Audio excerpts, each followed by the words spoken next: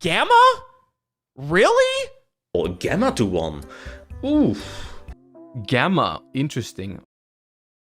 Oh no! Hello everyone, Toon World here. Hopefully you're all having a wonderful day wherever it is that you're watching this video. Today, we're going to be tackling my take on Gold Pride P.U.N.K post May 2023 ban list. Now, although none of the archetypal cards to this variant got hit, we did lose Gamma, which did boast a lot of synergy with our deck. Rest in peace, you all saw the lovely intro I had planned for you. As such, there are minor adjustments that we do have to make to compensate that loss, and when you compound that with the fact that I have made slight adjustments to the way I approach this deck, you have the video you're watching now.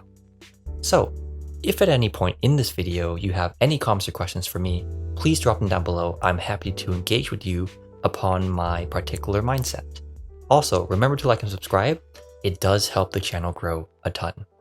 Otherwise, without further ado, let me jump straight into things.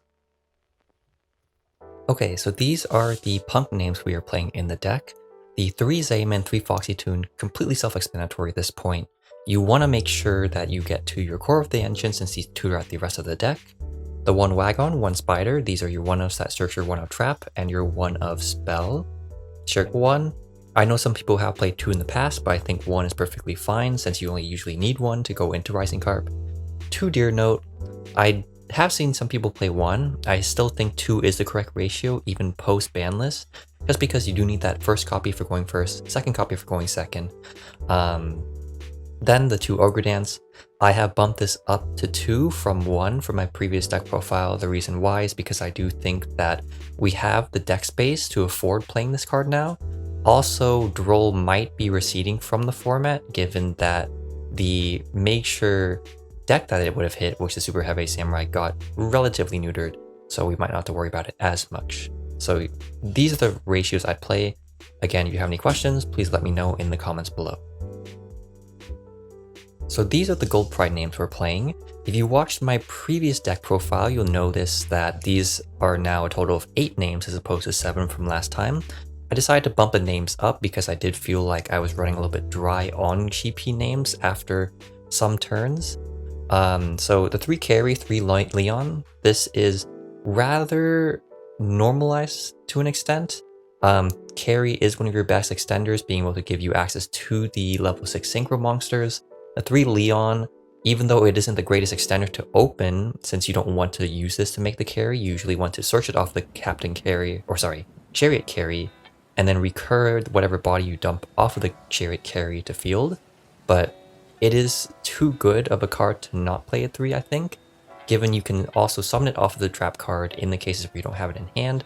Also, it is one of your best follow-up plays for the GP package.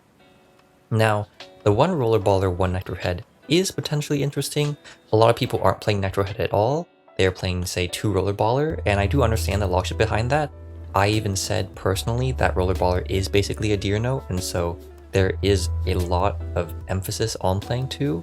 But in my testing from last format, I didn't like Nitro Head a lot. It did save me a lot of games against Kashtira, against Evenly, and against some of those striker players that were around prior to Engage being semi-limited. Of course, now we're probably celebrating, but yeah, so I do think 1 copy isn't terrible despite, you know, cutting away from Rollerballer.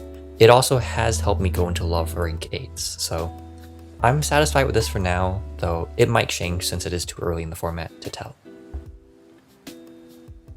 Sorry for the awkward placing. I realized I didn't have as many hand traps as I did prior, but yeah, these are the hand traps we're playing. The 3 Ghost Ogre, 3 Ash Blossom, these are probably the best hand traps going to next format.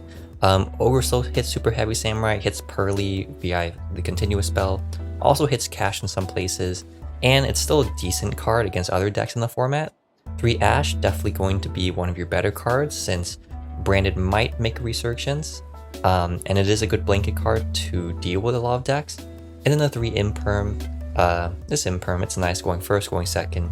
I think Cash will probably rotate towards an Arise Hard Pass strategy, so this helps you deal with that since your deck doesn't really play too well under Arise Heart. But yeah, these are the hand traps. This is the entire main deck. If you have any questions, let me know. Otherwise, I will zoom in to the spells and traps.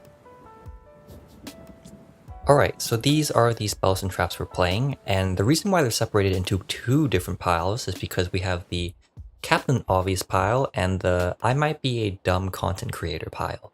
So, with the Obvious pile, these are the cards you want to be playing when you're playing P.U.N.K, regardless of what build you're playing. 3 E-Telly, 1 Extreme Session, not even going to bother going over those. The 1 Start Your Engines and 1 Gabu, these are my choice and choice of ratios for these 2 cards. I know some people are playing 2 Start Your Engines, I don't feel like it's quite necessary, but again, as I had mentioned with the main deck and some of the logic there, if you want to, since we have space freed up, since we have lost Gamma, you could play more copies to maximize the volatility of the Gold Pride engine.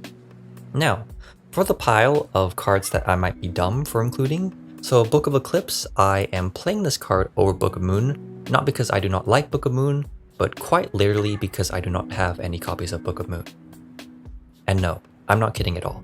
I do not have any copies. I plan on getting copies and replacing these with those copies once I get them.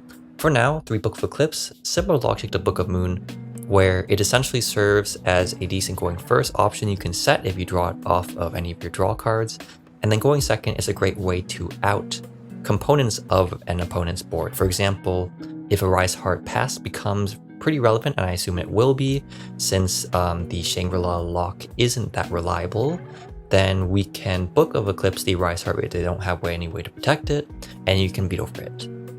Now, the 2 Bear Luck next time, I still have not elected to include any other gold priced spells. That is because I feel like this is good enough.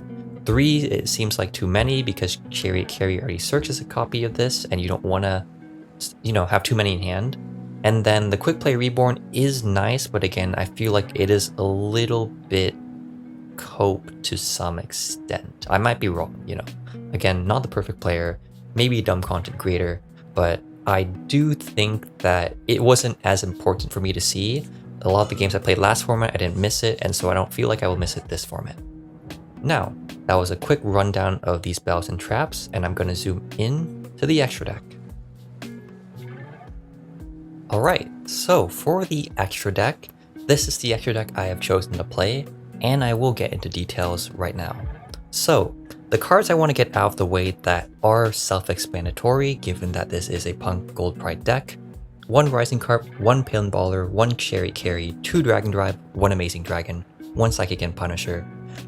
Rising Carp, key combo piece. Amazing Dragon, you need at least 1 in case you need to do the Shirakusai bounce play during your opponent's turn, or you want to recur bodies during your own turn. Psychic and Punisher, the big boss for this deck, which you can pump up to make really large. The 2 Dragon Drive, I feel like 2 is fine. I know some people have got this down to 1, but I still like 2, 1 for going first and 1 for going second. Same logic with Deer Note here. The Pinballer, need it for Rollerballer, and then 1 Chariot Carry. I know some people are playing 2, but I never felt like 2 was necessary since this card usually bounces itself back to deck. In the case it was getting outed by a hand trap or something, you were usually losing those games, at least from my own experience, so I didn't feel like I wanted to allocate an extra deck spot to it. But if you want to, there is plenty of space here, as you will see. The other Synchro monsters, Star Leon, somewhat self-explanatory, or I shouldn't even say somewhat, it is self-explanatory. It is the key Synchro monster for Gold Pride, you need to play it. The Dragite, this is my choice of generic rank 8, or semi-generic, since you need a Water Engrave to make it live as a spell trap negate, but that is easy to do since we have Captain Carry and Rising Carp. Finally, Cloud Beast Malong. So I'm playing this card. This is because it gives you an out to floodgates. Something I encountered a lot with this deck is that unless you side with this particular list, you don't really have outs to floodgates like Skill Drain to, let's say, Goals in Rivalry. So this card helps a lot in being able to bounce that card when this card gets sent to graveyard. I know you can play Baron in tandem with this card, but I didn't feel like I wanted to invest that much resources just for 1 Omni Negate. So this is only in here for the out function. The XYZs, Dingrisu, Titanic Galaxy, and Photon Lord. These are my choices since rank 8s are pretty easy to make in this deck. Dingrisu is obviously great removal and it helps you make Zeus pretty easily. Harbinger is a nice flex rank 8 that you can make during your normal combo, and Spell Negation is pretty good this format, I'd say. Finally, Photon Lord. I'm going to skip over Zeus because it is Zeus. Photon Lord, this is here to make in case you're afraid of Nibiru, since you can make this after you finish doing your P.U.N.K package. And then if they don't have a Nibiru, or if they do, this forces that out. And then you go into your Gold Pride engine with Chariot Carry. Now, the final piece of this beautiful extra deck, it is absolutely perfect. I don't know what you're talking about if you think it's wrong, /s. So, the Donner Dagger for Hire, with the loss of Gamma, there's no reason to play Lambda anymore. I do still feel like we need at least one Link monster in here, in those cases where we aren't able to get bodies off the field. For example, last format I got deburied quite a bit by Labyrinth, and so using the Link monsters to get Deerknot off the field to recur bodies is pretty nice. Donner helps serve that function since it is relatively generic. It is also a nice out to certain cards since it is a 1-for-1 pop. This is the extra deck. Of course, as I always say, if you have any comments or questions, please leave them down below, and I will get on with the side deck here. This is my side deck for now, and I'm not going to go too in depth with my choices. The reason why is because as of posting this video, the ban list has not gone into effect and or just got into effect. So it's really hard to predict what's going to be good in the format, and so I don't want to give you false calls on what to do since I don't even know what to do yet either. These are just what I think might work for the format, because you still want back row remove for Labyrinth.